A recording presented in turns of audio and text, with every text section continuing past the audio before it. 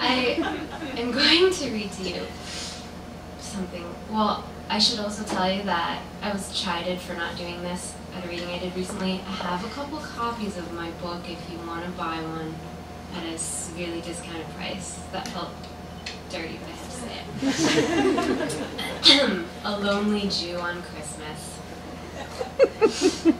I just realized that I am going to have to post this to the internet. It's like, whoops. My parents have always been, for the most part, caring, compassionate, and relatively non-abusive. But there was one notable episode in my childhood, so shocking, so inhumane, that people are often rendered speechless when I gather the inner strength to discuss it. You may want to sit down. You're all sitting down. This is good. Because what happened was this. My parents took away Christmas. That's right. Up until I was in 2nd grade, we were one of those happily confused interfaith families, or as the terminology in our largely Jewish Chicago suburb had it, both. My brother and I merrily celebrated a liturgically incoherent mess of holidays. We had no problem with the brightly colored Easter egg nesting on the Passover Seder plate. Christmas tree, that didn't really happen. Christmas tree and Hanukkah menorah peacefully coexisted, a harmonious fire hazard. None of this troubled us. We were psyched, as all self-respecting, gift-greedy children should be. And then it happened. My mother converted to Judaism. My family joined a synagogue and enrolled my brother and me in Hebrew school. Hebrew school! Sundays, plus Tuesdays and Thursdays, after real school. Just what kids want. More school, less Santa. You can tout the 8 nights of celebration angle all you want, but it is a fact, held self-evident by Jewish children everywhere, that there is nothing like Christmas. Nothing like a fragrant tree decked in glittering ornaments, strung with tinsel and topped with a star, sparkly as the cosmos on a clear winter night in some storybook woodland scene. Nothing like the fairylands of shop windows, or street gangs of carolers and sweaters and fur muffs, or the zany secular mythology of the North Pole and elves and reindeer. The Nutcracker and the Isle of Misfit Toys and Frosty the Snowman.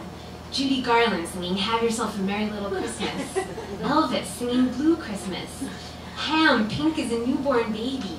Spiced grenades with clove-studded oranges. Eggnog, nectar of the goys.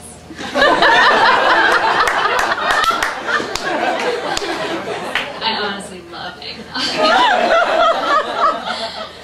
Twinkle lights clogging gutters like accumulations of luminescent leaf mulch. Padding down the stairs in footy pajamas. This has always been a key element of my Christmas fantasy, though never in my life have I lived in a house with an upstairs. To a wonderland of stuffed stockings like felted sausages hanging from the mantel, and a pile of presents gathered beneath the tree as cozily as boxy woodland creatures seeking shelter from a snowstorm. Let's face it, Christmas is amazing. My theory is that it is because I was given a taste of this superior midwinter festival of lights, only to have it brutally taken away at around 7 or 8, arguably the age when Christmas is the greatest, that I am now so obsessed with it. I love it. Luckily for me, I married a Gentile, who I made carry home a slightly oversized spruce from the stand in front of the CVS every December. We listen to Christmas music and trim the tree, and then I curse while digging knobs of wax from the Hanukkah menorah. You'd think they could engineer a better one, but never.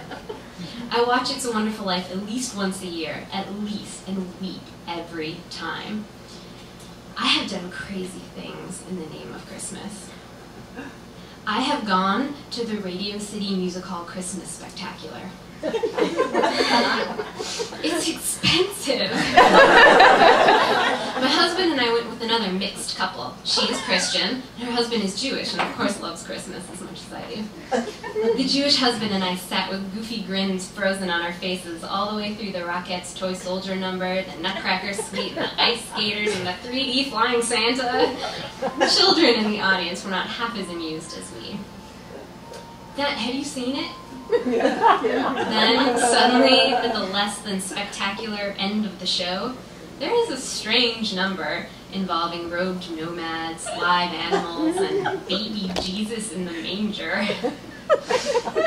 The Jewish husband leaned over to me and said grimly, "We've been tricked."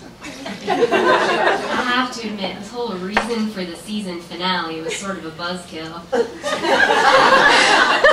I felt faint with guilt and looked around sheepishly, as if the congregation's solo choir director, Roz Epstein, were about to leap from the orchestra pit in order to lecture me on persecuted Jews in Russia, or the brave Maccabee children, or worst of all, the H word.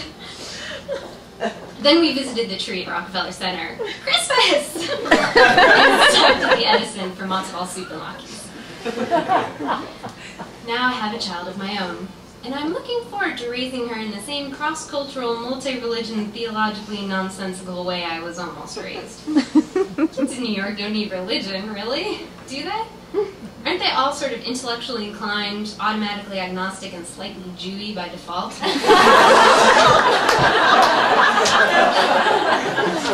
Perhaps we'll celebrate Purim with a fat Hamantashen from a Hispanic-owned Manhattan deli. Why do they always have Hamantashen? They obviously don't know what they are. Surely we'll take her to see the huge menorah being lighted by a forklift in Central Park. But no matter what else may happen over the course of her childhood, even if her irreligious parents turn to Allah or Buddha or Scientology, even if her most fervent desire is to celebrate Kwanzaa, even if she should spontaneously become a devout Hasid, that little girl's having Christmas, whether she wants it or not.